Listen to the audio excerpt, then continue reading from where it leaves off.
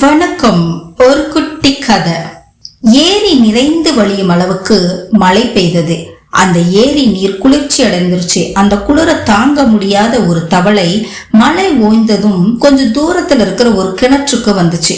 கிணத்து நீர் வெது வெதுப்பா இருக்குமே அப்படிங்கறதுனால கிணத்துக்குள்ள குதிச்சது.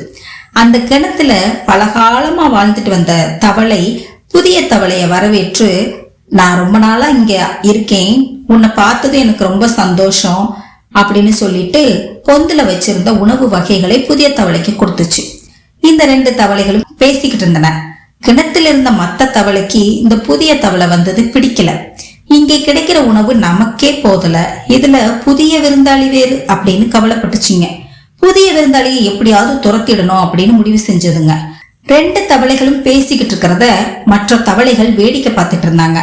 அப்போ அந்த கிணத்து தவளை ஏரி தவளை கிட்ட கேட்டுச்சு, நண்பனே, நீ இத்தனை நாளா எங்க இருந்த அப்படின்னு கேட்டுச்சு. நான் ஏரியில தங்கி இருந்தேன் அப்படின்னு சொல்லிச்சு ஏரி தவளை. ஏரியா அப்படின்னா என்னது அப்படின்னு கேட்டுச்சு கிணற்று தவளை. இந்த கிணற்றை போன்ற பெரிய நீர்நிலை அது, அதுல மீன், ஆமை, முதலை இதெல்லாம் இருக்கும் அப்படின்னு சொல்லிச்சு. இந்த கிணற்றை போன்ற நீர்ல அவ்வளவு உயிரினங்களா அப்படின்னு கேட்டுச்சு கிணத்து தவளை. இந்த கிணத்தை விட மிக பெரியது ஏரி அப்படின்னு சொல்லிச்சு ஏரி தவளை. கிணற்று தவளை அதை நம்பல. நண்பா, நீ போய் சொல்ற, இந்த கிணற்றை விட பெரிய நீர்நிலை உலகத்துல இருக்க முடியாது அப்படின்னு சொல்லிச்சு. ஏரி தவளை எவ்வளவோ எடுத்து சொல்லியும் கிணற்று தவளை நம்பல. கூட இருந்த மற்ற தவளைகளும் நம்பல. எல்லா தவளைகளும் ஏரி தவளைய பார்த்து, நீ பொய் சொல்ற, உன்னை நம்பி இங்க வச்சிருந்தோம் அப்படின்னா ஆபத்து அப்படின்னு சொல்லி ஏரி தவளைய தாக்க முயன்றாங்க. அப்போ கிணத்துல இருந்து நீர் எடுக்கிறதுக்காக ஒரு பெண் தோண்டியை இறக்கிய போது அதுல தாவி போய் குதிச்ச ஏரி தவளை தோண்டி தண்ணீருடன் மேலே சென்றது.